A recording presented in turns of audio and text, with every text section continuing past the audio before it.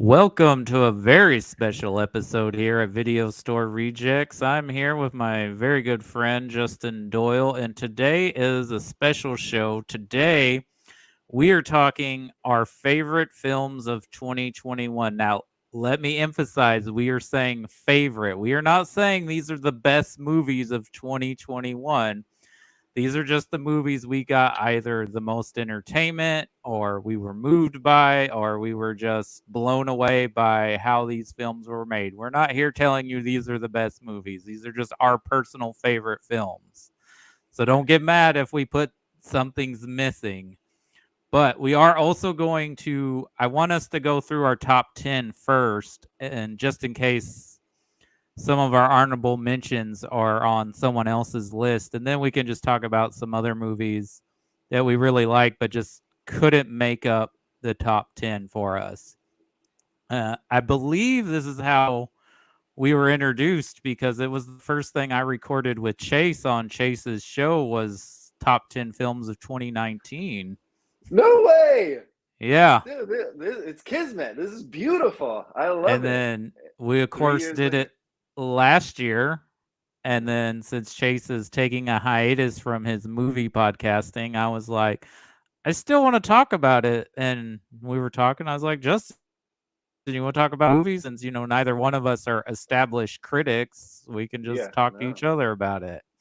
Yes, absolutely. And yeah, I even with Rob, him and I did our favorite movies up until, the 6 month point this past year because I love doing that.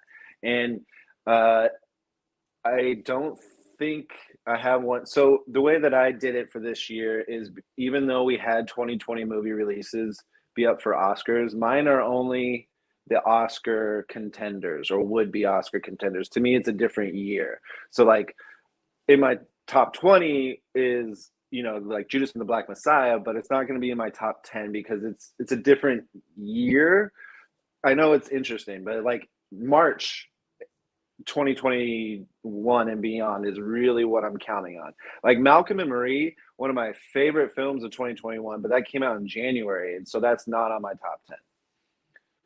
So, Yeah, I really liked Judas and the Black Messiah a lot, but I also did not count it as a 2021 movie, even though it wasn't released till February, and I think it wasn't even screened for critics till Sundance in January, but they counted it as a 2020 movie. yeah, So that's why I didn't make my list either. yeah. Same, The Father, same thing, Promising Young Woman, like all those movies, yeah, unfortunately, couldn't put on because it's a new year, So, cool. Well, should we start this baby off? Yeah, what's your number 10? Okay, so my number 10, it's based on movie going experience because I saw this movie in the theater, and once I say the title, you'll understand. Uh, it was unique. It's fresh for what they're doing. It's definitely my favorite Marvel movie that came out this year, and it's Spider-Man: No Way Home. 80% of it is based off of the theater going experience because the crowd was raucous, rumbling. I mean, just hooting and hollering. And normally I don't like that. But when everybody's doing it, and like even I kind of like get in there a little bit, like it's fun. I cried, I yeah, cheered, I got some nostalgia. I really don't want to say much more because I don't want to spoil anything because there's still people out there. I don't know how that you haven't seen this movie, but yeah, I mean, even looking at the poster right here kind of spoils it just by because we get a lot of the old villains back, and it just was great and it worked. It's so unique and in a weird and not in this world, but for me it was. Uh, it was just a lot of fun. And Spider-Man: Homecoming is one of my favorite Marvel movies, and the second one was fine, but I definitely thought this one helped. This one was really good, but there is some help in the movie for the reason why I liked it. So those are spoilers, and I don't want to say those things. But yeah, I had a great time in the theater, best theater going experience of the year. Omicron was high and the and kicking, but we toughed it out and was able to see this movie without any sort of hiccups. So my number 10 is Spider-Man: No Way Home. Yeah, it's a really fun and enjoyable movie. It doesn't make my list because there are probably about 3 or 4 Spider-Man movies I prefer to from this one, but it was a lot of fun. The crowd was enjoying. I'm not gonna say like when certain things happen, but there are certain things that happened in the movie. There were people losing their mind, even though I kind of suspected that was gonna happen in the movie. But yeah, it was a lot of fun, and it was nice to see some characters show back up and some get like a redeemable arc from maybe not so good Spider-Man movies, but it's a lot of fun, and I think a lot of people wanted to go because they didn't want to be spoiled, and it was a big Oh yeah. movie. Oh So yeah.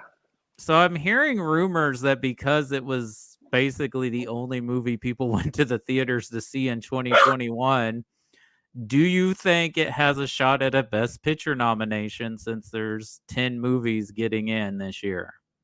Or is that just bananas? There's no way that this movie is equivalent to like a Black Panther.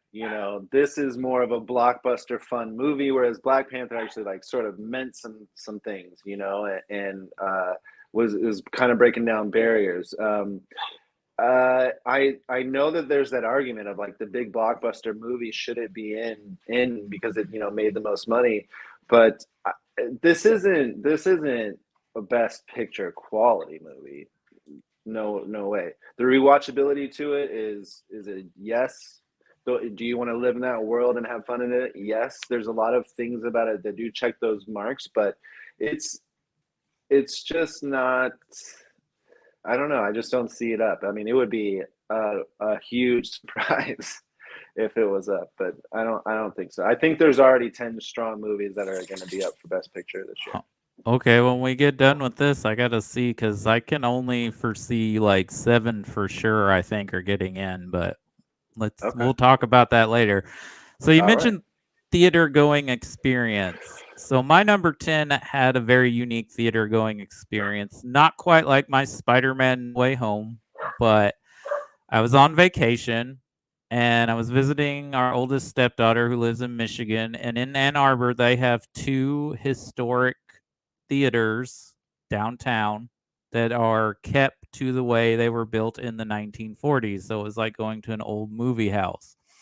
When this movie was announced, I was very skeptical about it, even though who was directing it. I'm like, why are they doing this? Why is he wasting his time making this? Like, why? This is considered one of the greatest films, greatest movie musicals ever made. But oh my God, Steven Spielberg just showed a flex muscle, and I'm like, why hasn't he made a musical before? Because this was so vibrant and luscious, and the cast, Rachel Zegler, wow. I mean, where did she come from? But I think Ariana DeBose practically steals the show. She's probably going to win the Oscar. You got Rita Moreno in a very nice role here, kind of honoring the original. And then you got just great character work from uh Corey Stahl, and I forget the other actor's name who plays Officer Klupski, who's a Broadway Yeah. actor. He played Shrek on Broadway. Is it Brian something James or something like that? He's Brian Darcy James. Brian Darcy James. The guy who plays Riff, oh, he was Well, so yeah, I was good. gonna. He's getting a lot of could be supporting actor noms, even though he hasn't gotten any yet. Mike Feist, yeah, Feist. He's like the sixth person on the supporting actor list that people want to put in. Yeah, he was great. I think this is better than the original because I think it corrects a lot of wrongs that are in that original, and I think Spielberg brings something, even though he kept it in the time period. I think he brings something modern to the movie, and it is just staged and shot magnificently. So my number 10 is is West Side Story. I'm surprised how much I liked it. But why should I be Uh, surprised that Steven Spielberg? Absolutely, and it's so much, in fact, that that's my number nine. So I'll just continue on talking about it. Yeah, when you hear West Side Story and you hear Spielberg together, you're like, what is going on? You hear musical and Spielberg, you're like, what? And then it comes together and you're like, well, of course it freaking works. It's Spielberg. He is a master at what he does. He is a craftsman, you know. He knows movies. He knows what people like, what people are gonna love. Like it's like he picked a part of your brain, Cody, and was like, "Oh, I know what Cody's gonna like, so I'm gonna make this and throw it in there." And he did, and it worked. And he's so, you know, like meticulous about everything he does. And what I appreciate him most for is the way that he does his pre-production. He works with the actors so much. He works with the production designers so much to make sure that everything is going to be there and perfect in place when it happens, so that when he yells action, the magic is already it's there. So he works really hard before, during, and after, and it really shows. I noticed that you didn't mention Ansel Elgort, and there's a reason for that. You know, we don't need to talk about him too much, but yes, Ariana DeBose is freaking amazing. I liked Rachel Zegler in this movie, but I'm really surprised she's getting this sort of love that she's getting for it and all these accolades, because she is really good and she has a beautiful voice. But I mean, we're not connected as much. I think definitely better than the first one, no question, because the first one wasn't even Hispanic. So, but yes, Rita Moreno is such a doll. She's so great. I watched the documentary that came out about her this past year, and she just is so likable and fun, and you know, like she's still kind of like sexy for an old lady still, you know. But this was just a fantastic. I love musicals here at Worth the View Movies, so it already was something that I was eyeing for, and it checks all those marks. I want to live in that world. Well directed, well acted, great music, great songs, vibrant production, and it's crazy how vibrant it is with so much dull color around, brick and brown, and but still, like, he makes sure that there's, you know, popping greens and popping yellows, and just really is artful with it. So I'm out of breath, but my number nine is West Side Story. Yeah, we know why Mr. Elgort was not mentioned. And also, Tony's kind of the blandest character in the movie. So when he's surrounded by all these other amazing performers, so like he's like at a 6 or 7, and everybody else is like at an 11 or 12 in this movie. And look, if people don't want to watch it because of his inclusion in the movie, I totally understand it. I get it. I support that. I just want to say that the reason you're seeing him, one, is probably they're contractually obligated to include him because they don't want to have to pay him to not be in the like press of the movie when they're, you know, touring and campaigning. And then the other thing is they couldn't do what Ridley Scott did with all the money in the world because there's just too much of a movie to reshoot. Like if they could have reshot this movie, I'm sure they would have, but that Yeah, it's unfortunately that's what happens, and that's why it is where it is. But despite that, it's an amazing achievement, and the at 75 he's still making movies better than filmmakers half his age. absolutely. And it still is true, and it should show you guys that we have it in our top 10, even though that son of a bitch is in there. You know, like we it's still a fantastic film, regardless of who else is the lead. Okay, so my number 9 is not a very well-known film. I'm not even sure what country it comes from. I believe it's a Danish film. I could be wrong on the country it comes from. It's on Hulu. I have heard people rave about it all year. I finally watched it like while on vacation or on break for Christmas. And it's kind of a John Wick type of story, but not really. It's more about human connection and like dealing with grief and how to healthily deal with it and how to grow as a person and like find people that are like truly good friends. And Mads Mikkelsen is just amazing in this movie. It just shows you how great of an actor he is. But my number 9 is Riders of Justice.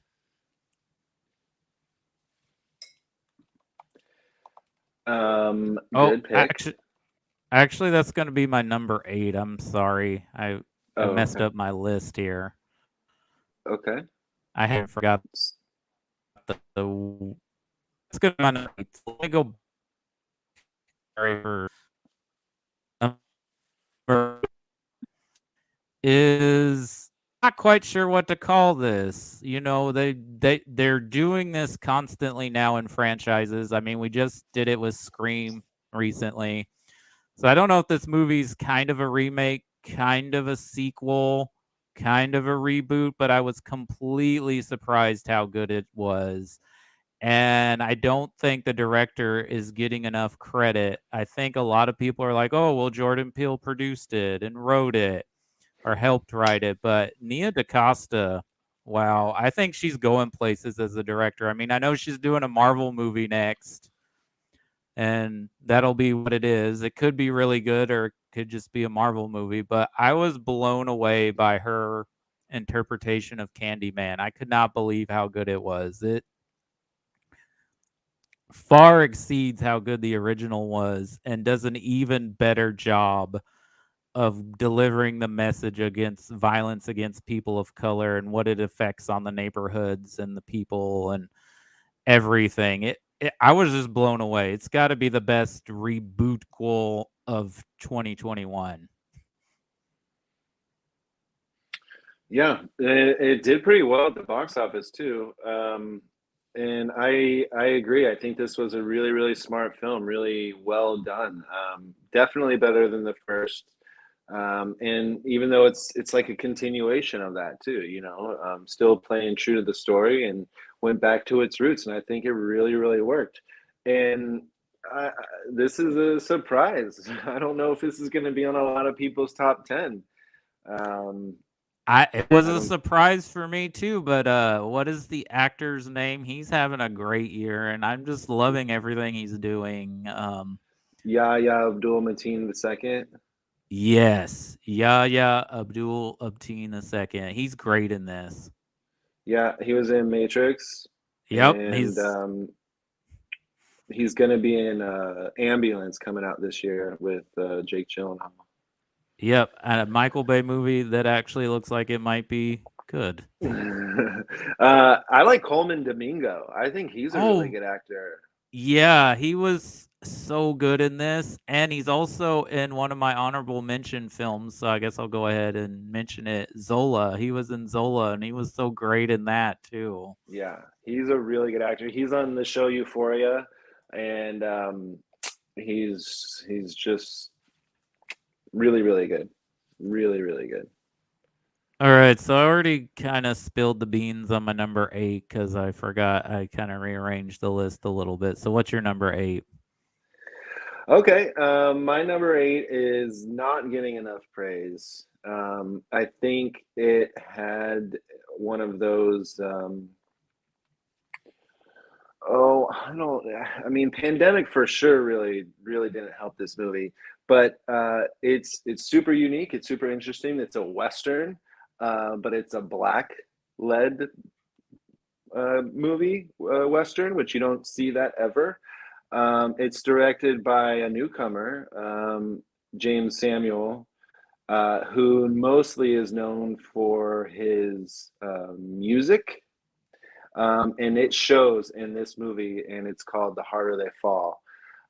This is one of those movies where a gun goes off to the sound of a music. It's like a Baby Driver sort of thing. I mean, it's done on purpose for music and tension, and it just worked so well. The score in this is beautiful. Every song, I mean, does this music work for a western? Not really, right? If we're going to go by what a western is, this music doesn't fit, but it really, really works because it's rap R&B. Like, it really, really works in this sort of setting. But we have to talk about how major this cast is. Jonathan Majors is the lead, and he was just in Loki as the main guy at the end. He's really good. He was also in Love and Country, that TV show, I think is what it's called. But Lovecraft he also Country. Lovecraft Country, yeah. We also have Zazie Beetz, Lakeith Steinfeld, Regina King, Idris Elba, Damon Wayans Jr. I mean, it's a stacked cast, and it was just so much fun. I actually, after watching it, because it's on Netflix, I wanted to just go run out to the theater and watch it, because I bet with the music and the action, it really just would have been explosive on the screen. This movie is definitely it needs to be talked about more, because the actors in this, the actresses in this are unbelievable. Danielle Deadweiler, she's just a marvel. I mean, nobody's talking about her. She should be up for Best Supporting Actress. She's just so well crafted her character in this movie, and yeah, I would watch it over again, and I wouldn't want to live in this world because it's a little dangerous, but I really like it. it it So yeah, it's a my number fun eight is Summer of movie. Soul. I gotta admit, when I first tried to watch it, I kind of wasn't gelling with it, and it could have just been like the mood I was in, or it was late at night and it wasn't the right time. But then I watched it later. I was like, you know what? Let's try this, and I was digging it. I was having a lot of fun. It's a very interesting take and something different for a western, and I think the cast was having a ball. It was a blast. And you forgot to mention your boy Delroy Lindo is in here. Yes, Delroy. Delroy. Yeah, he got snubbed last year, but Totally got subs. So what's your number 7? okay, so my number seven, sort of on the same theme, because music is involved, but this is a documentary, and it is one of the best documentaries that I've ever seen. This is one of the only ones that has stuck around from my top five from last, or from the half of the year that we did to now, because it is so damn good. It's called Summer of Soul, and this is a Questlove Jean, as it says up on the top of this trailer, of this poster. But this is a documentary about the Harlem of Woodstock of Harlem. You know, like they put Woodstock in the middle of Harlem, and hundreds of thousands of people came, and it was recorded, but it was not put on TV. Nobody knew about it. Like, nobody knew about it unless you were in this sort of intimate setting, because they put out flyers saying, come and watch, just some of these great performers perform. And the people that they got, especially for this time in like the late 60s, was just incredible. But the music is phenomenal. One of the it's just like this huge thing that happened, and just nobody talked about it. They're all talking about Woodstock, and at that time they're also talking about the rocket going into space, and not focusing on this. And it makes no sense, because all these names, these people who performed, are names that people still talk about today, and love, and are still around today. But I just thought this was so remarkable and very well put together. It's almost like you're there and you got to see this concert on this documentary. And I just really love it. I think it's one of the best films of 2021, no doubt. My number seven is Summer of Soul. It's a really, really good film. Yeah, I recently just watched it. It's just crazy that like all this footage they shot was just sitting somewhere, just collecting dust. I mean, you've got performances by Stevie Wonder, Gladys Knight, Sly and the Family Stone, BB King, Mahalia Jackson, just to name a few. It's a really well Yeah, put together documentary, and I like that they were able to find this footage and put it out there that this amazing thing happened, even though it seemed to have been forgotten for 50 years. But congrats to Questlove. It's on my honorable mentions, and I hope it's the favor to win Best Documentary at the Oscars. there's no question it's gonna be in the five. It's got to be in the five, right? There's no Questlove question. But yeah, I mean, just like Nina Simone, so Oh beautiful, and she yeah. sings so gorgeous. Like she's just the best. But yeah, BB King. Um, Also, Gladys Knight, but you also had Chris Rock talked. He was a talking head, but like Jesse Jackson. I mean, just icons of that era, and still icons today. And it was a perfect film. Perfect, It, perfect. another documentary that didn't make my list, it's honorable mention that I was really touched and moved by was the Val Kilmer documentary, Val, that's on Amazon. It was just It, very heartbreaking and just gut wrenching that he just let everyone into his soul like that. yeah, I haven't seen it because I feel like it's gonna hit me in areas that I don't want to be hit in, but that's one that's getting a lot of buzz that is trying to sneak in to the Oscars. So, apologies if I messed up the list if anyone listens later or is watching. So, my number 9 was Candyman. My number 8 was Riders of Justice. So, my number 7 was a movie that I really liked when I watched it back in March You or didn't talk about Riders of Justice. okay, well, let me tell I mean, I said a little bit about it, but I like it. You think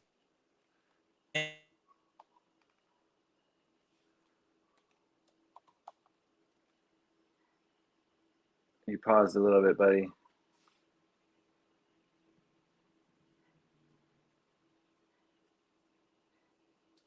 Uh-oh. Um, Code, you're pausing, at least on my end. Um, so I'm gonna keep talking until you come back. Riders of Justice.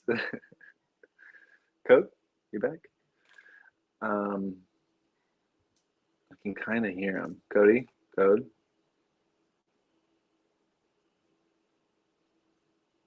Oh, I see ya. You're not frozen anymore.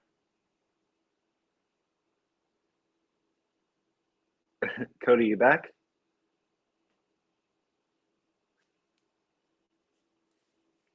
I can see you. Oh, here we go. It's coming back.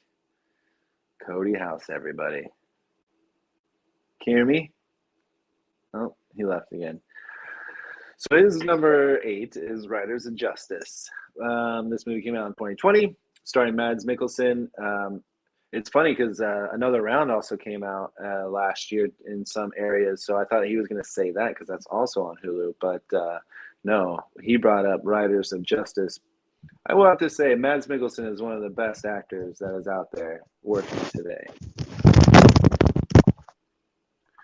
Hey, I was just vamping.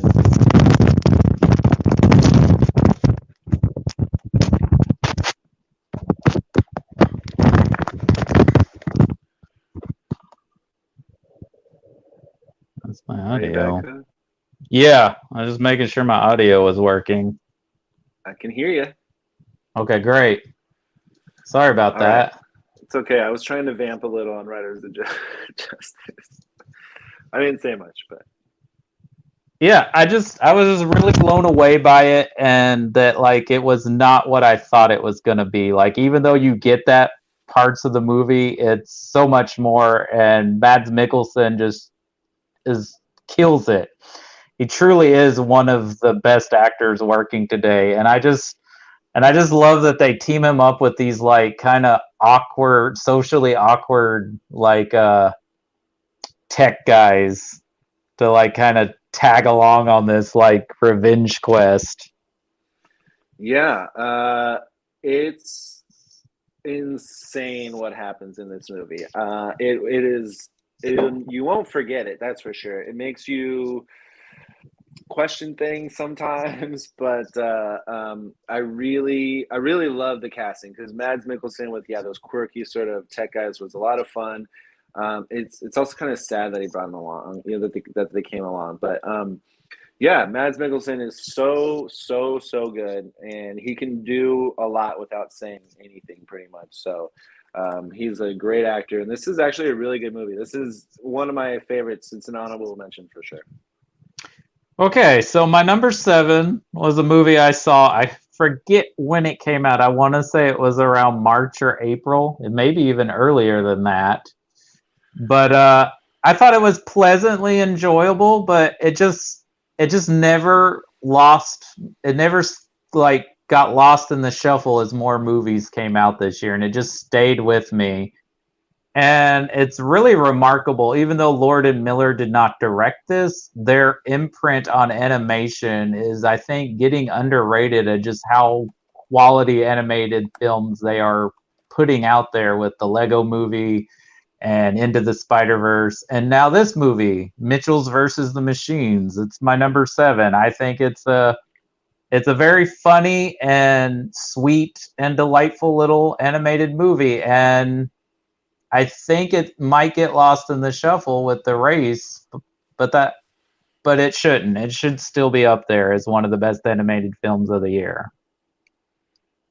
I mean, it's pretty much only one of like five, or major ones anyway. There's this Summer of Gods or something like that. That's a Netflix animated film that's kind of getting a Summit of Gods. And then there's that one that was nominated for a Golden Globe, but nobody's even heard of it. Yeah, no, this was fun. It didn't connect with me as much as the other animated films did, and I like Lego Movie more and Spider-Verse more. So this one was kind of like, if this had come out first, it would have been interesting. But because the other two are already here, I was like, oh, okay, well, we've seen this. Plus, it's a road trip movie. How many times have we seen that? There's a Goofy movie inferences in this movie. Like it's like almost like the same movie. So it just didn't hit with me. And plus, you're gonna have real people fighting, and it's robots. Come on, that's not real. That's not real. You gotta love the fake movies she makes though with her dog. Come on now, Oh those yeah, are yes. priceless. No. There's definitely comedic comedy in here, and it is fun for the family. Like it's not a bad movie at all. It just didn't connect with me as the other ones did. But it's one of Rob's favorites of last year too. So I know I'm one of the only ones, one of the aloners here. But no, this is a good pick. I'm glad it's on your list. I like seeing like animated movies and documentaries on people's top 10 lists, because it's not all about narrative. Exactly. What's your number 6? Okay, so my number 6 is my second musical on this list. Definitely not the only musicals in my top 20, though. This movie was just so exciting, and this is unfortunate. Pandemic happened, because this would have been a perfect movie to go see in theaters. But it came out on HBO Max, and I was able to watch it again. So I did immediately and loved it every time. And I actually just watched it this past week, and I still understand why it's in my top 10. My number 6 is In the Heights. This is directed by John Chu.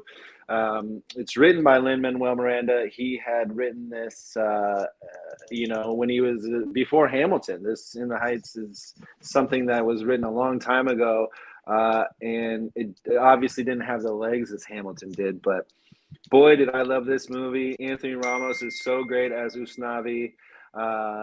Corey Hawkins is really good. Melissa Barrera, who we actually just saw on Scream, was way better in The Heights, I think, though. She didn't really pull the trigger in Scream as much as I like. But Jimmy Smits is in this. Stephanie Beatrice, who's the voice of the Encanto, main girl in Encanto. And the music, the dancing, the songs, the vibrancy, it all works, and it just was so good. Some movies, I have another one coming up, where as soon as you watch a movie, especially like musical is like you go and you buy the album afterwards because you want to listen to it, or you go turn it on Spotify or Pandora because you just want to keep hearing the music. Well, that was this. Plus, it's breaking down barriers with the Hispanic culture. It did get a lot of backlash because there was, not enough blacks represented in it, which is so crazy to me because Corey Hawkins is black, number one. And then if you guys look in every single scene, like even right here on this poster, there's black people standing. They're everywhere. That maybe they're not at the forefront, but they're there. But it still worked, and it's unfortunate that even when you try to break down a barrier, you still get punched in the gut with something else. And Lin-Manuel Miranda, to me, didn't do anything wrong in this, and he made a fantastic, fantastic musical film, and I loved In the Heights, and that's why it's my number 6. I'm going to save my thoughts on that movie because it's going to show up later. So baby. I'm going to keep my thoughts on that one. So my number 6 is a movie I think you liked but didn't love, and that's fine. But this is one of my favorite filmmakers working today. He is very inventive. He does interesting things with genre every time he goes out to make a movie. He has yet to make a movie that I haven't, to some degree, love one way or the other. I call him the less toxic version of Quentin Tarantino, but he's his own director and makes his own choices. But he's so good with his choices of music, and I love the twist in this movie. I think he gave Dame Diana Rigg what a great role to go out on. What a great performance to go out on. Anna Taylor-Joy apparently was so good in this movie that George Miller cast her as the young Furiosa in the Furiosa movie he's doing. You got Terrence Stamp, you got Matt Smith being creepy, and Thomas McKenzie is great as the lead in this. And she was also really good in M. Night Shyamalan's Old, which I think is better than most people are saying it is. But yes, my number 6 is Last Night in Soho. I dug it. Thomason's also in The Power of the Dog. Mm-hmm. So she's having a big, big year. And yes, this is a really fun film. Edgar Wright is the director, writer of it. I really enjoyed the production design in this movie. I really enjoyed the costumes and the hair and makeup in this movie. Those really, really shine. But yeah, you're absolutely right. The music is fantastic. And I always talk about movies that you want to live in the world. You kind of want to live in this world, and just kind of, it's just seemed like fun. I mean, she wants to live in the world. That's why she's having these sort of side-by-side parallel lives here. But, he recreated something and made it relevant to today. And I thought that was really, really brilliant. So what a good choice. Last Night in Soho is definitely right. And he's also commenting on how we always kind of look at the past with rose-tinted glasses about nostalgia, and it's like maybe it wasn't so good back then. And yeah, and I think there is an ultimate horror. Like he does really interesting things with the genre, and like makes a place in the film that's supposed to be like your safe place, like the most dangerous place to be. It's just really well made.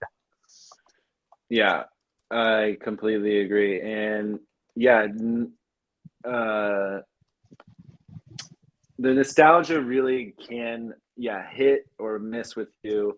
And I think it really hit. He really made it. And the horror, you're right. The twist is crazy. The horror elements is crazy. I think he utilized a little bit too much CGI, but that's just a personal preference. Otherwise, it's a pretty damn good dark film. All right, top 5. What is your number 5? Okay, so I have a tied number 5 because I couldn't leave this movie out. I won't spend a lot of time on one, and I'll spend more on the other. Tied for my number 5 was for sure gonna be there no matter what. It was Luca. I really enjoyed Luca from this year. I love Italy, and I love the message that it sent. I know a lot of people think that this had a lot of gay undertones. I don't see that. I saw it as like a brotherly sort of looking up to somebody sort of thing. And I have a brother, so it really hit home with me. Plus, I love the whole, universe of it all. It's kind of like Shape of Water, and not in any sort of weird way, but I mean, like, he can turn into a fish, which is super interesting. But yeah, this is one of the things I just want to live in this world. You're living right there on like where the fishermen are, and there's smell of fish everywhere, and everyone knows your name in the neighborhood. But anyways, yeah, my number five was I just love Luke. It's my favorite animated film from last year. But the movie that I did not want to leave off because it's grown on me like a cancer. I love it more and more. I can't wait to go see it again in theaters. But I did recently buy the record for it, and it has not stopped playing in my house. And not a lot of people have been able to see this yet, but it's out today in most theaters, and it's Cyrano. Oh It wow. is so beautiful. What a beautiful, beautiful film. Yeah, Peter Dinklage is so damn good in this. So is Haley Bennett. They actually both do this on a Broadway sort of show, so they know these characters really well, and it shows. But also Kelvin Harris Jr. is added to this cast, and he's a really, really good singer. Ben Mendelsohn's in this as well. We love Ben. And this is Joe Wright's second movie of 2021, but the best one for sure, because Oh, clearly. I mean, oh my God. What was it? Woman in the, is it Woman in the Window? Woman in the, I don't forget what it's called. Yeah. The woman looking at herself in the mirror. Yeah. It's just so magical and beautiful, and the songs and the words mean so much. And it is sort of a story that we've seen before and heard before. The person who's not good at words has the person who is good at words write letters to, the lover. And who is she really fall in love with? The guy who writes the words or the guy who she's looking at? So we kind of seen this story before, but it's a great movie about love. There's war in this, and of course the music is just spectacular. So I had to add it in there because it has grown on me and grown on me and grown on me. My tie for number five is Cyrano. Yeah, Cyrano, I guess, is in some theaters this weekend, but I don't think it's going wide until like the middle or late February in some places. Jesus. Oh my God. But I'm glad to hear you like it. I've heard good things, but I feel like them pushing it back is like going to lose whatever steam Peter Dinklage had for a nomination. Yeah, I agree. And even Best Picture, because it's definitely worthy. Oh God, I had a question. I'll think of it. But I guess your feelings towards Luca or how you felt about Mitchell's versus the Machines is how I feel about Luca. I like it. I just didn't connect with it as much as you did. I think it's a very sweet and touching story. I will agree with you. It does seem like a nice world to live in, but it feels a lot like they were trying to do a Ghibli film to me. It has, but yeah, it's a good movie, but Pixar has only really made like maybe 2 or 3 truly not so good movies. Like even their not so great stuff is still better than most people's movies. So yeah. I remember what I was going to ask real quick. Have you seen you watch trailers, right? Have you seen the trailer for Cyrano? I have seen the trailer, so I'm glad you are telling me it's better, because like the music in the trailer is not like really getting me. I'm like, these aren't really catchy songs, but yeah. I mean, so after a movie, I do sometimes go back and watch a trailer, and I think the trailer makes this movie. It's a really, really good trailer, but the movie itself is beautiful on a whole. So I recommend it. Normally I don't say go see trailers, but I really like that trailer. It's a good trailer. Okay, my number 5 is a movie that I think a lot of people thought was going to be a bigger awards contender, but I don't think it is. And that's fine, because this movie is pulpy, it is genre, it is what it is supposed to be. And if you love this genre, you are going to love this movie, because it's done by one of our greatest craftsmen alive. Just the world he creates. And I hear there's going to be a black and white version of this movie, and I hate that I'm not going to be, because I bet it's going to look amazing. But you got Kate Blanchett as a femme fatale. You've got Ron Perlman. You've got Richard Jenkins, Willem Dafoe. This cast is stacked, and Tony Collette, Tony Collette, David Strathairn, Rooney Mara, and I do Richard not. Jenkins, Yeah, I do not think Bradley Cooper is miscast in this movie. I actually buy him more in this role than who originally was supposed to do this movie.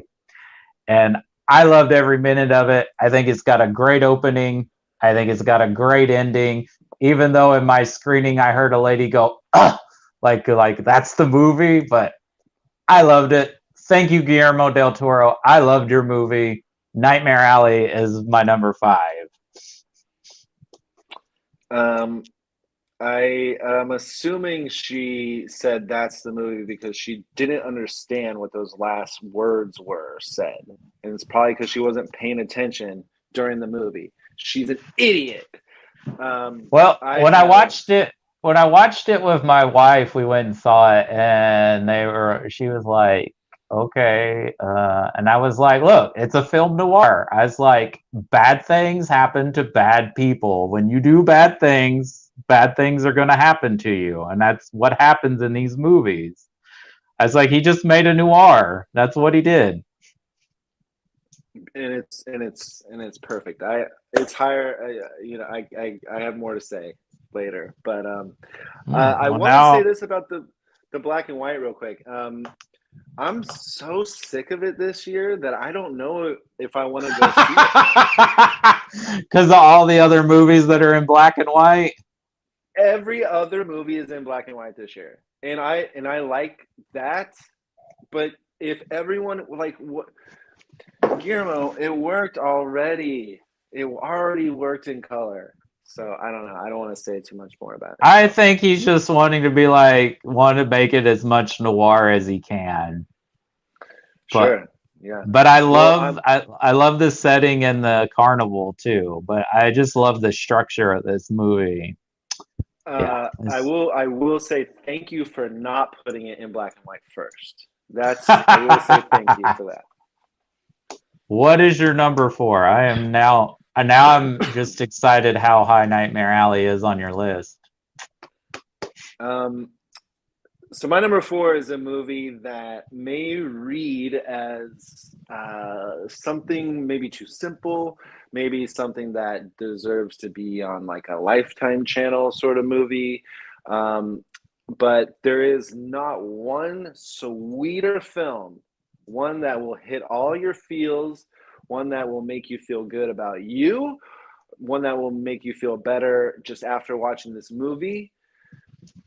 And it came out on Apple TV Plus, and it's called Coda. And I just fell in love as soon as this movie was over. Tears were flowing. It made me feel good. I loved everything about it. I love the actors. We know Marley Malton. Matlin. She's been in other movies where she signs and stuff. But Troy Kotsur, where did he come from? And he's gonna be up for Best Supporting Actor this year, no doubt.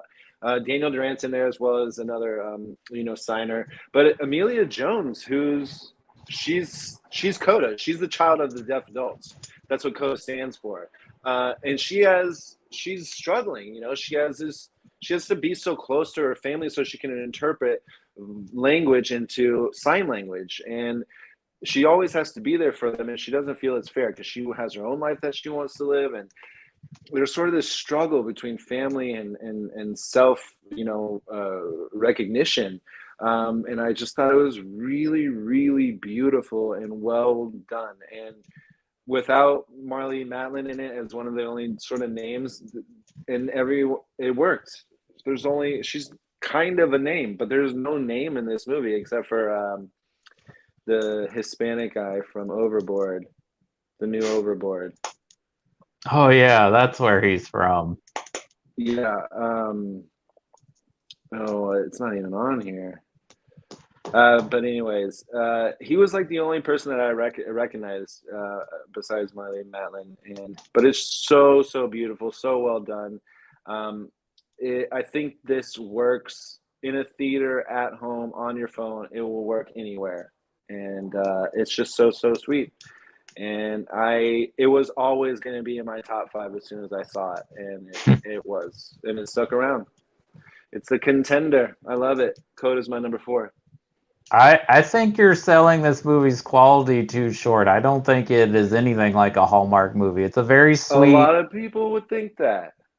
Well, this is not a Hallmark movie. Just because it has a sweet and positive message, I mean, it's a very well made movie, and it has a pretty good shot at getting in as Best Picture nomination.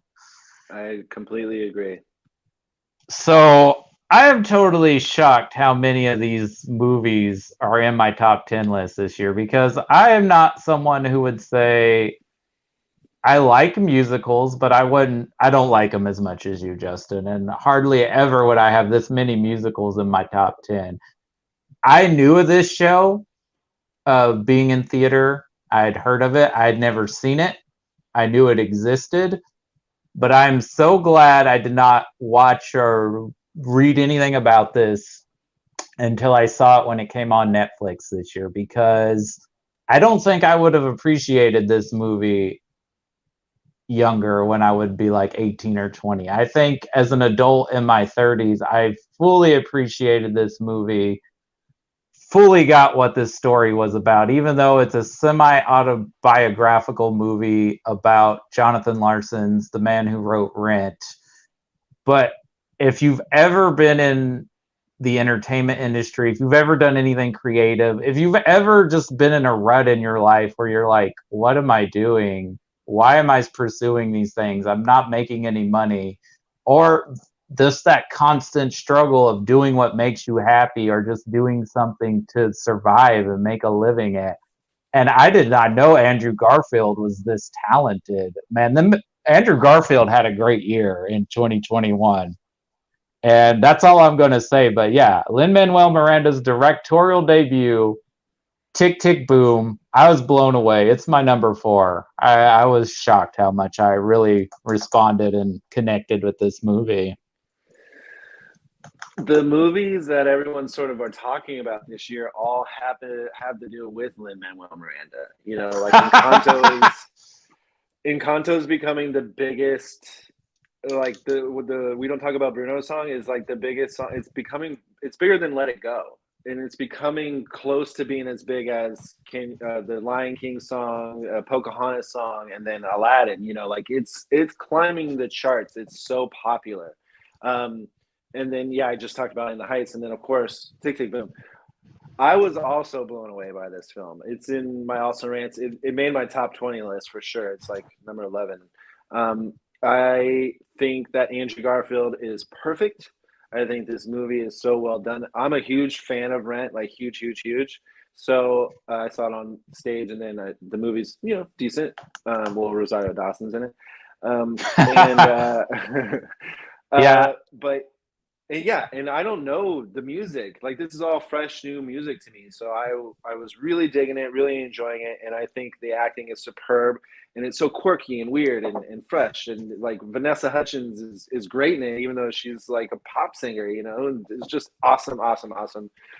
Really good pick for your number four. Tick Tick Boom is a phenomenal film.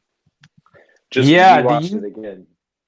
Do you think that Encanto is now going to win Best Animated Feature? Because I feel like when it was in theaters, there were a few people like saying they liked it, but like now that it's on Disney Plus, I feel like everyone is in love with this movie.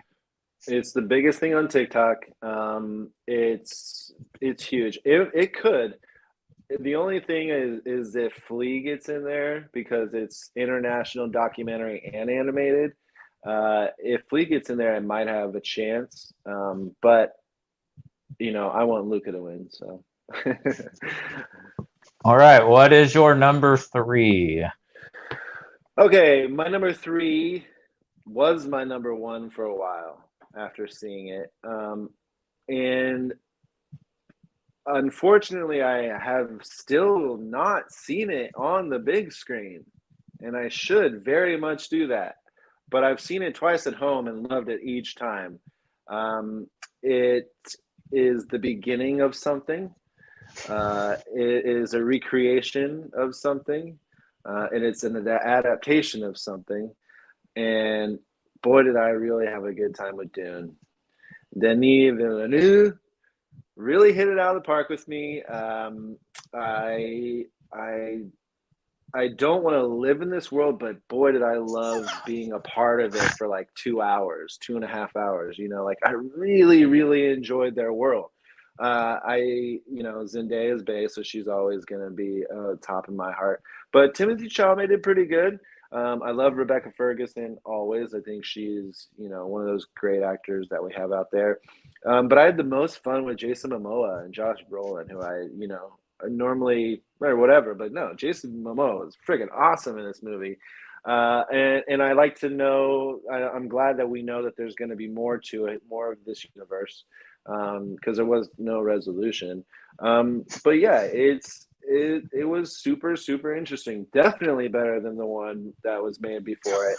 And I just really, if I can be at home and watch it and still feel like I had a theater going experience impact of it, that means something. That says something. So to me, a movie is going to be impactful no matter where you see it. And this was impactful, even though I was watching it at home, and I loved it. So Dune is my number 3. It's going to be Best Picture, no doubt. Oh, for sure it's going to get nominated. Denis Villeneuve, I think, will get nominated.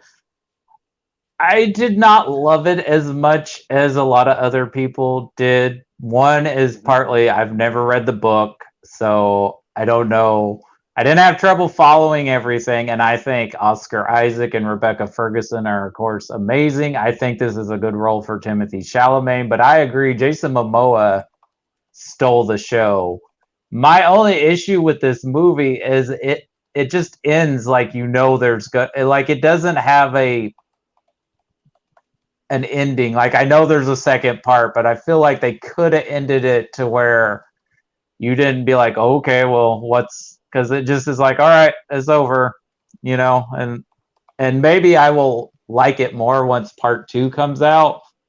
But just right now, I just really enjoyed the visuals and I admire what it's doing. And yeah, it is a better adaptation than David Lynch's movie. I don't hate David Lynch's version, but you can tell like that second half of that movie was like there's like parts of that movie are missing. Like it's cut. Like they like rushes. But yeah, phenomenal job. And I can't wait to see what he does with the second part. Just real quick, Stellan Skarsgård was unrecognizable, and then also Javier Bardem is having a huge year as well, because not only is in Dune, but he's getting a lot of praise for being the Ricardos. I'm going to argue his performance is better in Dune than it is in being the Ricardos. I don't get why people are praising his performance in being the Ricardos. I just don't get it. Oh man, it's insane. But he is. I just saw this yesterday. He is one of the shortlist movies for international films. He's in a movie called The Good Boss, and he's remarkable in that. That's where people should be focusing their attention on, because he's in every scene and has like 100 lines of 200 lines of dialogue in it. It's amazing how much he can do, and it was really, really well done. But yeah, Javier Bardem's also having a big year. So is Timothy Chalamet. This is also his 3rd movie. My number 3, some people are going to be like, why did you put this movie so high? Because I just had a friggin' blast with this movie. That's why. And because this director gets me for whatever reason. Either gets my weird sense of humor, or he just makes me emotionally connect to these group of misfits and outcasts.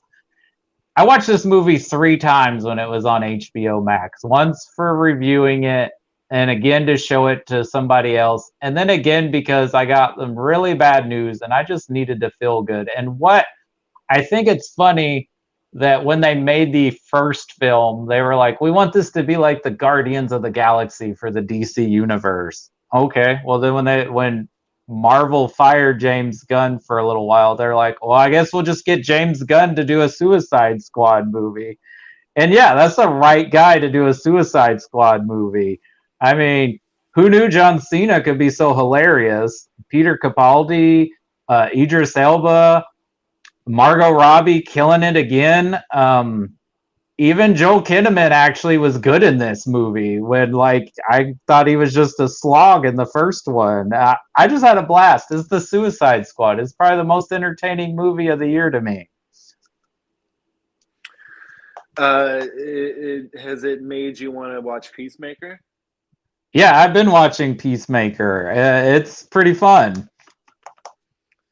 Yeah, I haven't jumped onto it. Although I did enjoy John Cena in the Suicide Squad. Yeah, I got to see this on vacation, and I really had a good time with it. And people in the theater seem to have a really good time. I mean, it's a stacked cast. Also, even though he's not the body, but Sylvester Stallone is the voice in there. He kind of Right. he's the Groot. Who knew he could be hilarious? And also, it's never going to happen, but Dave Mulchin should get Best Supporting Actor nomination for Polka Dot Man. He stole the movie. He's really freaking good in that movie.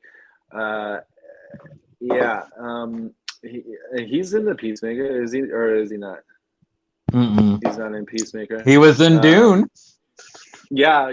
That's it. Yeah, he's also acted in Dune. Yeah, he's having a good year. Yeah, this is a lot of fun. It's a James Gunn movie. It's definitely a James Gunn movie, and I liked it. The opening is really yeah, wild. Yeah, if it doesn't hook you right then and there, then yeah, you should just turn it off. I just think he has a unique sense of humor for this type of material, and I think he makes you connect with characters you didn't even think you would like or even knew existed. And so now he's made my favorite DC and Marvel movie. Well, it's because he's good at directing fun action films. But yeah, that's Jai Courtney's in it, Flula Borg, Nathan Fillion, Viola Davis. It's a grid. Idris Elba. Yep. That's a good pick. So what is your runner-up for your favorite film of the year? All right. So this movie, I was in New Jersey at the time, and there was a movie theater that was close enough to walk to. So I was like, I'm gonna go walk and I'm gonna see this movie. I saw it all by myself. It was like a little bit of a later showing, and I could not keep my eyes off of this. It's a shame to me that this director has another movie out that came out this year that is getting a lot more praise and love than this film. But to me, Ridley Scott created a perfect film in The Last Duel. I think that it's just so masterfully done. I love the three parts. I love the different angles and stories that we get. Would this be the topic of conversation back in this day? Absolutely not. Would it be a topic of conversation even like 20 years ago? Definitely not. Ridley Scott kind of knew what he was doing for the time, and it really worked. Ben Affleck is a really fun character in this movie. Adam Driver is such a good actor because you hate him so much in it. Plus Jodie Comer, hot off the heels of Free Guy, coming and doing The Last Duel is just amazing. I went from hating her as an actor in Free Guy to loving her as a person and an actor in The Last Duel, and that's because of her performance is so well done. Definitely one of my favorites of the year.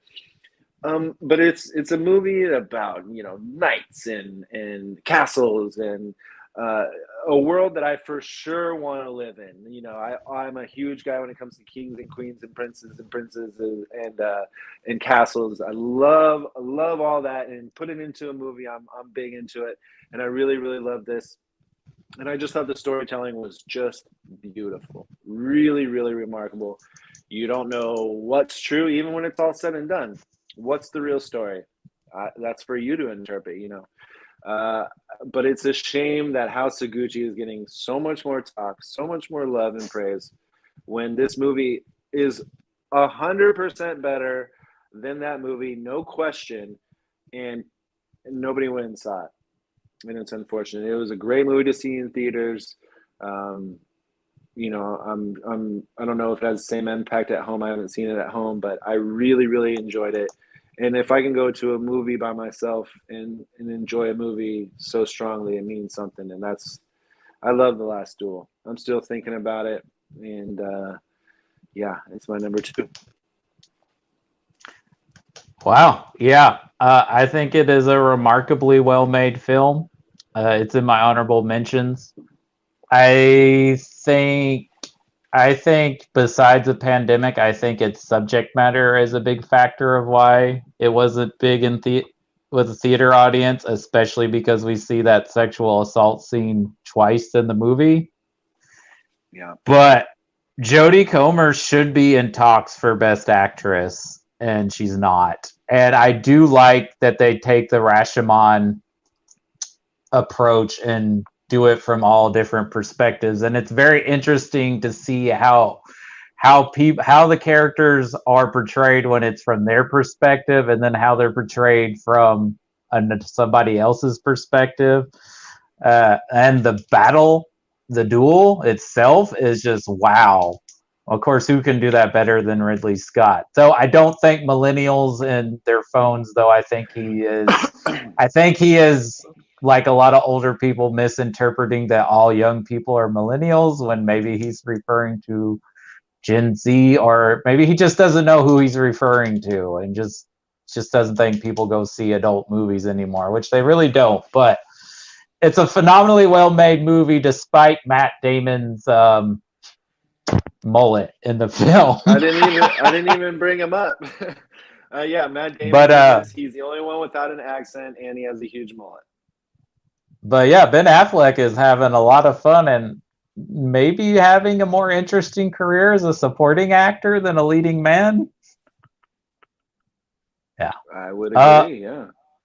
My number 2 is not a big flashy movie, and it's also in black and white. So sorry, Justin, but I really connected with this movie. I really found it really sweet. Part of it's because I am an uncle and a stepdad, so I know what it's like coming into a situation in a child's life where you're not really the parent, but you're having to try to be a positive influence and be like a parent, but you're not the real parent. So just that dynamic struggle to try and get that relationship built to where it's good. And I think I love that Joaquin Phoenix is like a guy who messes with audio and does interviews and stuff. I love that approach in the movie. And I think the little boy, Woody Norman, is phenomenal in this film. And I just really liked it and liked the story. And that's Come On, Come On. Yes. Really good movie. And another, again, black and white, like you said. But yeah, it's super sweet. I'm an uncle. This is just like it's just the two of them hanging out, you know, learning stuff, living life, learning what your parents are going through, you know, because that's a tough subject there. I like seeing Gabby Hoffman, actually, because she's been in my life for like a long time as far as actors, and it was good to see her again. But yeah, this is just about Johnny and Jesse, and it was a really sweet film. This is my Coda pick. You know, this is Okay. This is my Coda because pick, I guess. yeah, Yeah. because it's sweet film. It's kind of simple. There's not a lot to it. It's just a couple of, it's the uncle and nephew, and he still has to work, but his nephew has to come along with him. And his nephew's actually really interested in the stuff that he does because he's a little kid and he wants to know what everything is. And he gets to have fun with all the recording equipment. And the last scenes is just so, it's really what makes this movie remarkable. And I really enjoyed it. Yeah, it's a really good film. Director's really good too, Mike Mills. Yeah, I really liked 20th Century Woman too, as well. So I didn't see the film he did where Christopher Plummer won his Oscar. Beginners, yeah. I liked Beginners, yeah. Well, yeah. I know what your number one is, but go ahead and tell me and why it's your number one. My number one has already been talked about. You know, I had mentioned that it was higher on my list, so I'll just say it. It's Nightmare Alley. It's all the things that you said. It's production. Who was supposed to play Bradley Cooper's part, because he's phenomenal. Leonardo DiCaprio. Oh, okay, yeah. I don't think it would have worked on the same sort of level. Bradley Cooper sort of has like facial charisma where Leo doesn't, and you kind of need that with the sort of character that Bradley was portraying here, because because he's playing a con man. He's conning people, exactly. So the face has to do a lot of the storytelling as well. But there's not one more beautiful, better looking film without trying to be exploitive like Dune than Nightmare Alley. I mean, it's just so beautiful, well shot. The beginning at the circus is so much fun. Like you want to kind of live in that world and be a part of that family. You get to learn a lot, and like I said in my review of it, like I've said, you know, talking to you guys about this movie, like I said earlier, you really have to pay attention to every detail in this movie because it all means something. It meant something from the very first word to the very last word, and that's why that lady probably didn't get what was going on. It's one of those that really takes a deep dive into your own sort of movie love and psyche, if you can, you know, draw it out of yourself. The acting is so phenomenal in this. I do think Bradley Cooper could be up for Best Actor had it not be such a big year, you know, for Denzel and Will, and I think Andrew Garfield's going to get in there. But I think he's got a better shot at supporting, right? Yeah, for Licorice Pizza. Yeah. Which is one of my favorite performances of the year. I don't really care for that movie much, but his performance in that movie is a lot of fun. But yeah, StatCast, it's beautiful. I do like it so much that I will go see it in black and white, even though I'm just kind of sick of it and over it this year. But I thought Richard Jenkins played his role beautifully. I think it was necessary to the entire story, and it really worked. I like that with Guillermo del Toro, he likes to do a lot of tricks and stuff to make a good film. He didn't do that with this movie. It's really sort of, the tricks are from the characters, not necessarily from the production or the movie itself. Having sci-fi, you know, creatures in there, it's something that could be real, could happen. And yeah, like you said, it was just an interesting noir film. And I was just blown away by it. I cannot wait to see it again. I think it's a magical film. It's going to be streaming February 1st, which you can catch The Last Duel on HBO Max now, and you can get Nightmare Alley February 1st. And like Justin says, you do need to pay attention because they set up the ending in the middle of the movie. There's a conversation between two characters, and if you listen to that conversation, and when you get to the end of the movie, you know exactly what's happening. Yeah, and also the beginning of it is just Bradley Cooper in this house that sort of sets on fire, and that means something all the way through the film, you know. And it's just it's just brilliant. It was just really, really smart. For a long time, I had Dune up front, and then seeing Nightmare Alley, and then having it resonate, and it just got pushed back. And same thing with Last Duel, it just resonated so much. But Nightmare Alley is a perfect it's almost it could maybe a couple of quorums, like maybe a little bit shorter, but my God, did I really, really love this film. It is damn near perfect, like almost WTVM. So, which I've never given away yet. Yeah. Well, I've heard complaints that people say it's too long, but I just think that beginning and ending are just so he nails the beginning and the ending. I am fine. And I'm digging everything that's happening. So even if it might drag a little bit in the middle, It's just he because we're delivers. nitpicking. It's just Yeah, because we're he nitpicking delivers. something. Yeah, Okay. absolutely. I All think you right. know what my number one is. I don't. Oh, you don't? Okay. Mm-mm. Well, you've mentioned it already, but you Oh, talk about really? theater going experiences. This was the first movie I saw back in theaters after, I mean, we're still living in COVID, but it's the first movie I saw after I got vaccinated, before Delta and Omicron. I got invited. Well, I didn't get invited. I saw they were doing a free screening for Mother's Day. I took my wife, I took my mother-in-law, we took our stepdaughters, and almost my entire wife's family. And my wife's family is Hispanic. And just seeing this on the big screen was well worth it. It is such a colorful, vibrant, beautiful film. Yeah, there's really not a lot of plot and story, but the music is great. The performances, I mean, I forget the actress's name that plays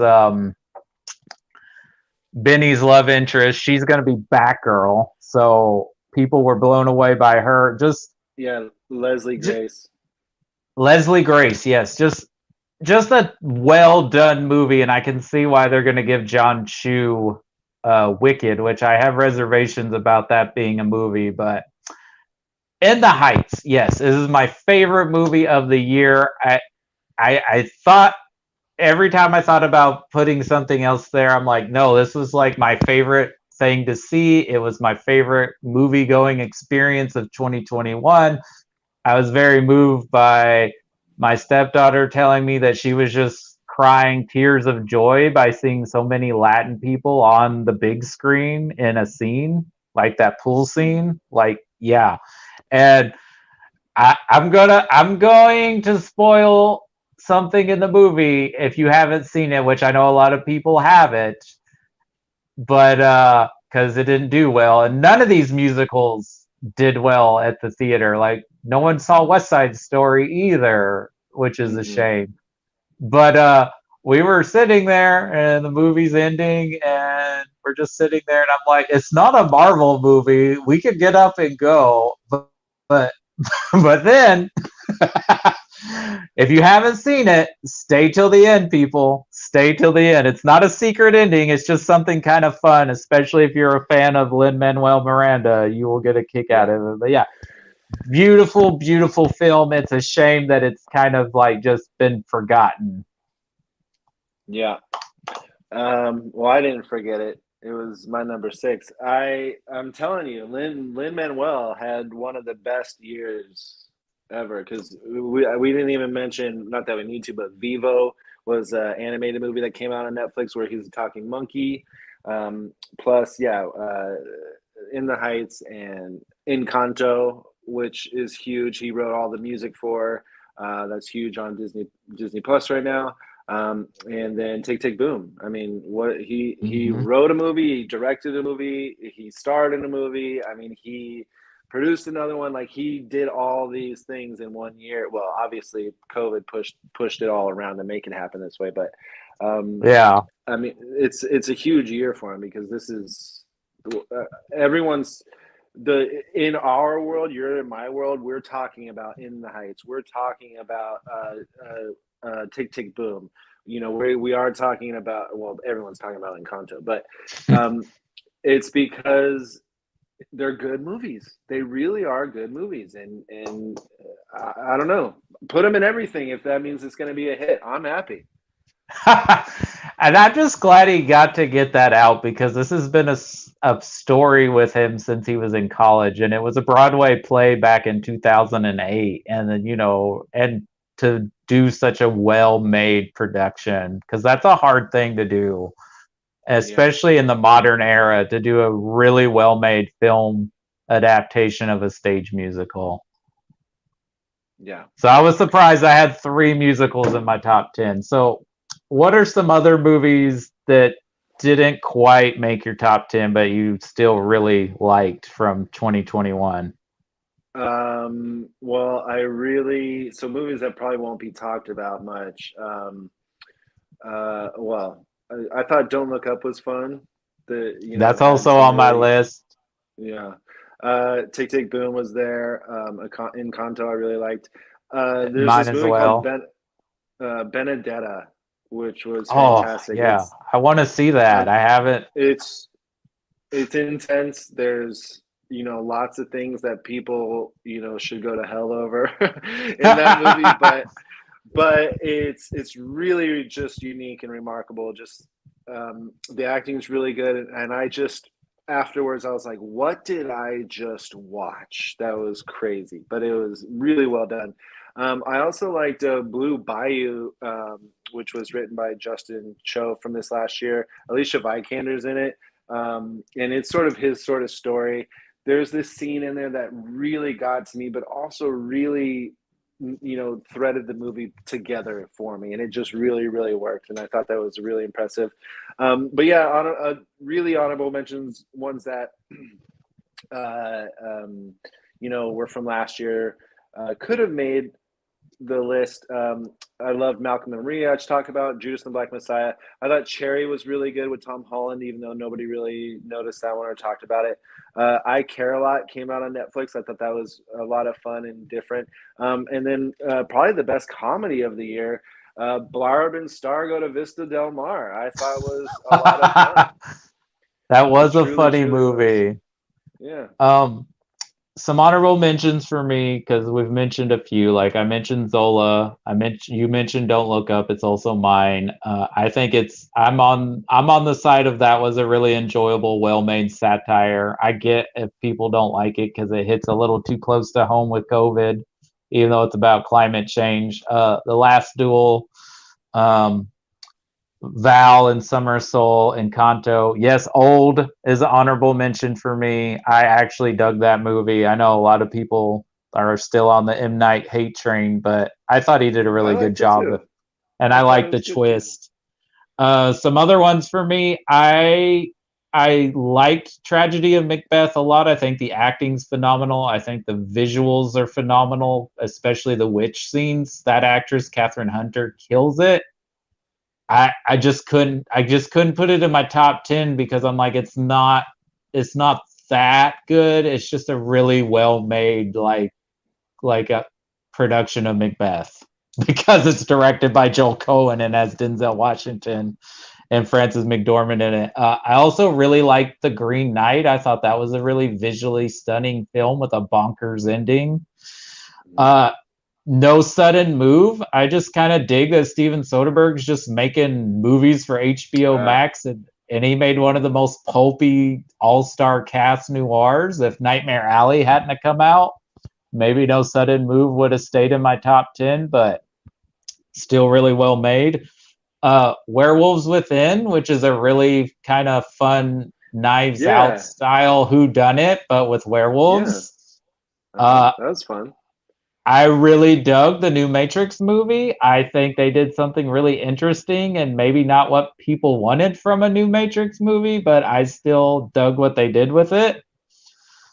Power of the Dog. It's an incredibly slow burn through most of the movie, but that ending is worth nearly the 2 hours you sit through it. Pig. I thought that was the anti-John Wick movie, but Nicolas Cage, even though you see moments of rage in that, he gives one of his most subtle performances in years.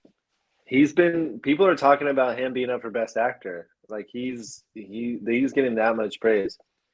I think he deserves it, but I don't think he's getting in. And weird one for me, but I really liked what Chloe Zhao did with Eternals, and I like what she was trying to do with the superhero genre. I enjoyed it as well. It's in my list of favorites for sure. I like that. One that I really want to mention is Mass. It is a really, really hard movie to take, but the four performances that you get in that movie for 2 hours is worth the 2 hours, and it's compelling the entire way through. But it's a play. It's super simple. It's just four people in a room talking about a really tough subject, but the acting in it makes it a phenomenal film. So that's the last one that I'll also ran. All right, before we just recap our top 10, what are some movies you are looking forward to in 2022? Oh boy. Well, one already came out because I was really looking forward to the new Scream movie, and I had a blast with it. I really, really enjoyed it. Um, it gave us some nostalgia feels, which we've talked about. But it also broke our hearts and made us feel other things too. So I don't know. I had a really good time with that. I thought it was great. And yeah, I really that was definitely one of my biggest ones. I I'm not. enjoyed it. Oh, sorry. No, go ahead. I enjoyed Scream as well, but I've kind of liked all of the Scream movies more or less. Um, Hmm. but I like some of the new characters. I was shocked that David Arquette gave the best performance out of the entire movie. I mean, oh my God, where's that been? Like they really did a good job with his character, and his performance was the standout to me in the movie. Completely. Um, yeah, I mean, there's. I guess I'm kind of looking forward to Uncharted, just because I'm a big fan of the game. I just want to Okay. see what happens there. I don't really care. Like, obviously, I'm going to see the Batman, but I'm not really excited about it because I don't. I'm just. I really am starting to get sick of just things being remade over and over and over again. Um, so speaking of that, I'm looking forward to Top Gun Maverick. Just because it's Okay. been 2 years. It's been 2 years. We need it. Okay. It's already supposed Okay. to be out. Well, you say that, and one of the ones I was anticipating right before we started recording just broke that Mission Impossible 7 has been delayed for a year. Oh boy. Ugh. And Oh I jeez. I hear you on the Batman. I guess I am such a huge Batman fan, and I love the trailer. It looks like we're finally getting Detective Batman, that I am all in on this Batman movie. Yeah, I'm definitely gonna watch it. If it does come out this year, the Steven Spielberg, sorry, The Fablemans, yeah, the I'm Steven really Spielberg movie, excited. The Fablemans, if that does come out this year. Black Panther, Wakanda Forever, obviously is going to be a big one. Hmm. Um, and yeah, we'll see how Black Adam does. Yeah, I know everyone's anticipating. I'm Go just ahead. excited about Pierce Brosnan being in that movie. I know everyone's excited for Taika Waititi to come back and Yeah, do Thor: Love and Thunder. yeah, yeah. Um, That yeah, go ahead. that's probably going to be my most anticipated MCU movie this year. Just be, I'm looking forward to. Oh, just sorry. Go ahead. I just said that's my most anticipated one of the Marvel films because of Taika coming back, and you got Russell Crowe as Zeus and Christian Bale as the bad guy, Ooh, ooh! I didn't know that. and Natalie Um, Portman's coming back. well, I knew that. And then I'd like to see what happens with Lightyear, the Buzz Lightyear movie, and then just because it's one of my all-time favorite franchises, Jurassic World Dominion comes out, so I'm excited Okay. to see what happens there. Yeah, but it sucks that a lot of these are all part of a franchise already or remakes of something already. Like we're not get. I mean, we will get those ones that are unique and new and fresh, but um, Yeah, it's the big ones that are coming out this year aren't really because like Avatar 2 as well, and Yep, that um, we are finally, hopefully, gonna see what took James Cameron over a decade to make. yeah, seriously. Babylon with Damien Chazelle because he's a good actor or director. I'm excited for that. Yeah, All it's right, what about about you? Hollywood. Oh, well, you mentioned a few. Of course, the Batman, Thor: Love and Thunder. Probably my most anticipated film, and I know nothing about it other than it's coming out on my birthday, and it's directed by Jordan Peele, and it's called Nope. That is probably going to be my most anticipated film of the year. But some other ones I'm looking forward to. The directors who did Swiss Army Man have a new movie coming out with Michelle Yeoh that looks really interesting and original. It's called Everywhere All at Once. Looks Yes, great. A24 film. Yes. Yeah. I am very much looking forward to Robert Eggers' new film, The Northman. That looks like it's going to be BA. People Uh, are already talking about Willem Dafoe being up for Best Actor. oh, interesting. I just think it's weird. Nicole Kidman's playing Alexander Skarsgård's mom in this, and they played husband and wife in Big Little Lies. Olivia Wilde's got a new movie coming out called Don't Worry, Darling, that has Florence Pugh, and I guess this is where her and Harry Styles met, but I'm just interested. I think it's a melodrama set in the 50s, so I'm just interested because I really liked Booksmart, so I'm just Mhm. really interested to see what she does. Uh, Probably my most anticipated comic book movie besides the Batman is Spider-Man Across the Spider-Verse Part 1, just because the first one was so good. I am very excited what they do with the sequel. Mhm. Uh there's a movie coming out with Carey Mulligan and Zoe Kazan about the Harvey Weinstein scandal called She Said. So I think that might be a great journalistic investigative movie. Steven Spielberg's autobiographical. He's doing his own Roma with the Fableman. I'm interested to see that, of course. If Scorsese's new movie comes out this year, Killers of the Flower Moon with Leonardo DiCaprio, talking about the indigenous people of our country and something going on with that. It's a crime drama. With Scorsese, sign me up.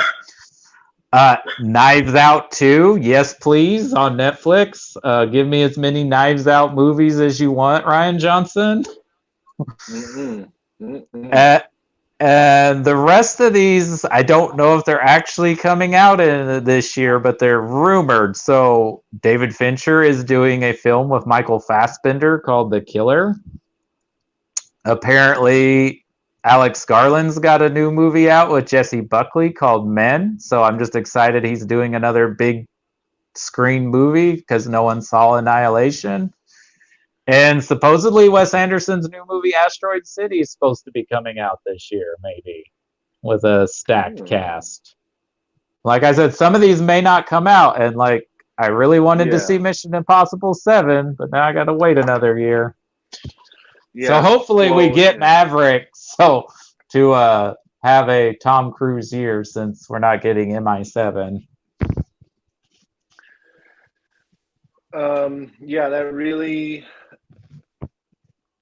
when you hear a movie like Morbius getting pushed back a few months, you're like, oh, who gives a, you know? But yeah, Maverick, it's 2 years. I guess Morbius as well. Like, but it's 2 years, and I'm a big Tom Cruise fan. I'll just it doesn't matter what he's in. I'll just go watch, and that's rare when it comes to actors. Not that he's a good actor or anything. I just think he's a really good like personality, in the industry. So, I think he picks um, his projects well. I think he picks good and yes, interesting projects, and I'm yep. always excited to see what he's doing, even if the real life version of Tom Cruise is not so great. His on screen persona is usually interesting. 1,000%. You're absolutely right.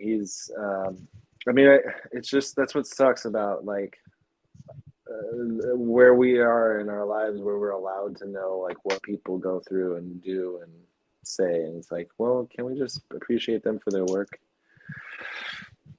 But I mean, that just goes back to the whole West Side Story and Elgort thing. So, how about movies that you don't want to see? Because The Lost City with Channing Tatum and Sandra Bullock, I don't watch trailers, but that looks god awful.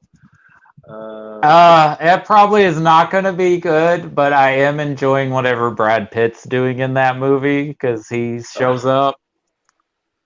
But he looks like he's going to have a good year with Babylon and maybe David Leitch's action film, whatever that's called. That could be cool. I don't want to see Morbius. I don't care about that movie. Yeah, same. I don't care. No, thank you, Jared Leto. Yeah, no. Puss in Boots: The Last Wish. That's coming out. They're doing another one of those. Didn't even know. Halloween Ends, so we have another Halloween movie. I will watch it. I actually didn't mind Halloween Kills. Dude! So okay, Halloween Kills was one of the worst movies of 2021. Come on. I've seen much worse movies. Okay, he is not Jackie Chan, okay? If 50 guys surround him, he will be murdered, all right? And that happened, and no, he came out swinging. I liked it better than Ghostbusters Afterlife, a movie I did not care for. I thought that was a big fan wank, and I thought it was a little lazy. Totally. What else? What other movies did you dislike of 2021? I don't really like to bash and say like our worst. There's not really a lot of things. It's just your opinion. It doesn't mean it was a bad movie. Oh, okay. I mean, Space Jam: A New Legacy was just a giant trailer. Yeah. Well, Venom, I thought was disappointing. Yeah, these are just disappointing. Yeah, that was movies. bad. Stuff I didn't look forward to. I know I'm one of the only ones, but I did not like The French Dispatch. No. The Card Counter, that's another one where people like, and I'm like, how did you guys like this? I think you were one of them. Music was bad. Thunder Force was bad. Yeah, Thunder Force was bad. I did not see Music. I only heard about it. I don't really want to watch it. You don't need, if Leslie Odom Jr. was not in it, I don't think I would have saw it, to be honest. Yeah. But Anyways, all right, let's count down our 10 and get out of here. All right, what is your number 10, sir? My number 10 was Spider-Man No Way Home. And my number 10 was West Side Story. And I piggybacked on your number 10 because my number 9 was West Side Story.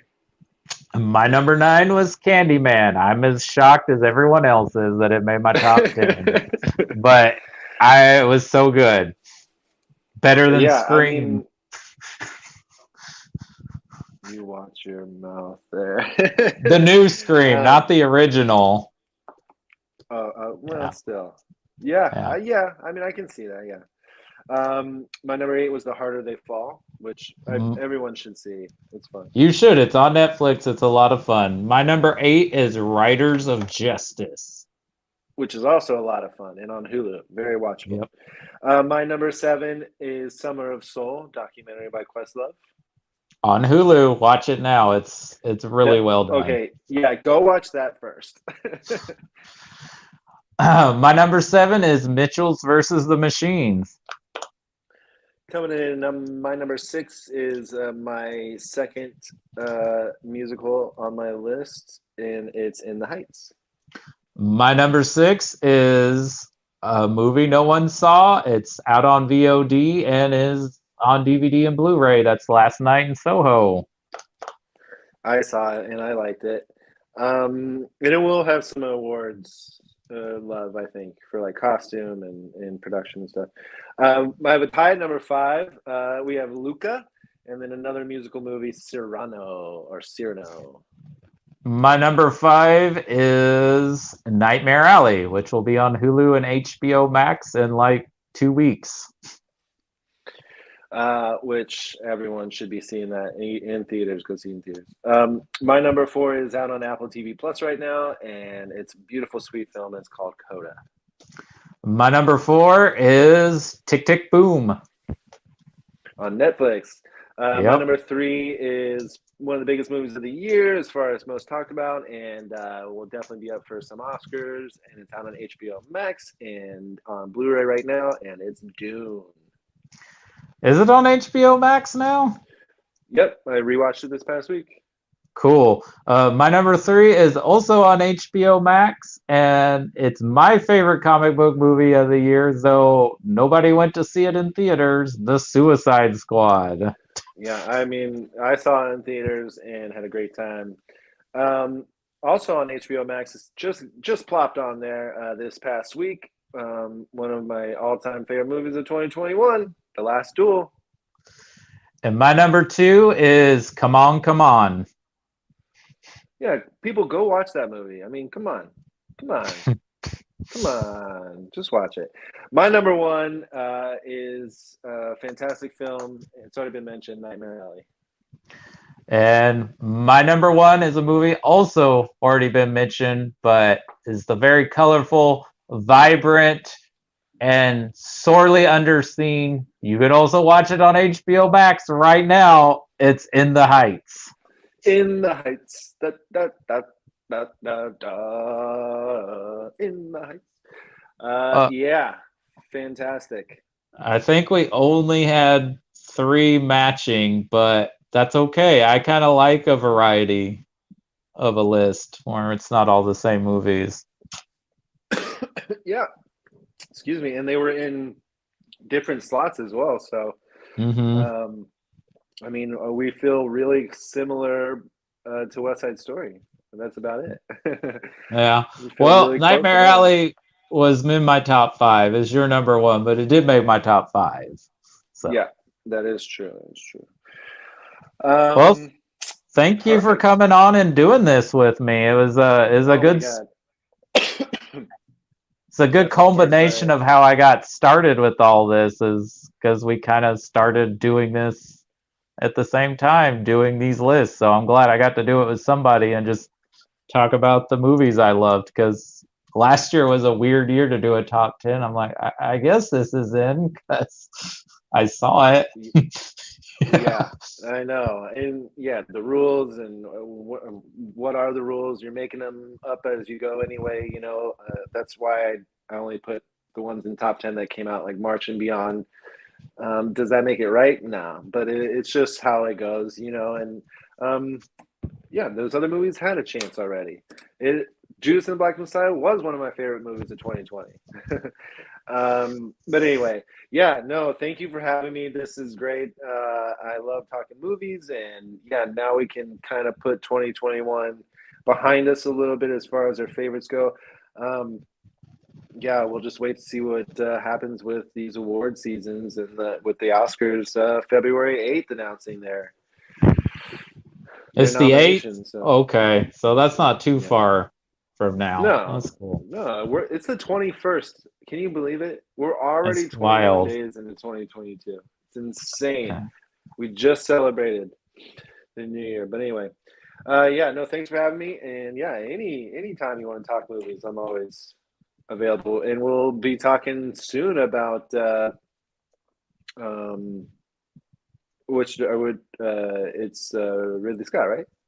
Yeah, you're doing an actual nice symmetry with Ridley Scott. So you're gonna talk with us about his feature film debut, The Duelist, and then you're coming back, who knows, later in the year to talk The Last Duel, which is not his last movie, but is one of his most recent movies. So it's kind of funny that his first movie was The Duelist, and then he just did a movie called The Last Duel. Yeah, and I looked up The Duelist, and so it's about swordsmanship. Yep. Okay. It was, and I couldn't figure out how to spell it at first too, so that was interesting. But no, I'm excited, and yeah, I can't wait to watch and I'm gonna make sure it's fresh in my mind when we talk about it. So. Do you want to plug your reviews or anything you're doing? Yeah, so Worth a View movies on all the things. Lately, I've been doing, trying to do a little bit more than just reviews, like where you can find movies, what movies aren't being talked about. I did an MLK Day that day on Monday.